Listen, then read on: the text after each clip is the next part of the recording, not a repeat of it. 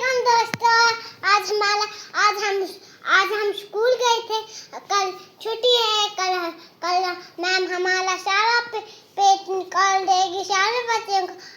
और हम यहाँ खेल रहे हैं। हम भाई मानता नहीं है यहाँ खेल रहे हैं तो। और हमने चाय भी पी लिया और मैंने चाय नहीं पी है और हम यहाँ खेल रहे। फिर हम थोड़ा से यहाँ पे व्लॉग बना रहे तो फिर हमने सुबह होते हुए फिर पापा पैसे मांगे थे कल। फिर पापा ने हमें पैसे दिए तो स्कूल की तरफ चले लिंग लिया तो फिर छुट्टी तो हमने पढ़ाई की। फिर ब्रेक हुई। फिर हमने ब्रेक करवाई। फिर छुट्टी हो गई।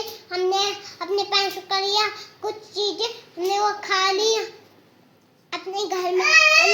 हमारा घर है वो हम यहाँ। Welcome to my channel. दोस्तों अगर आपको मेरी वीडियो पसंद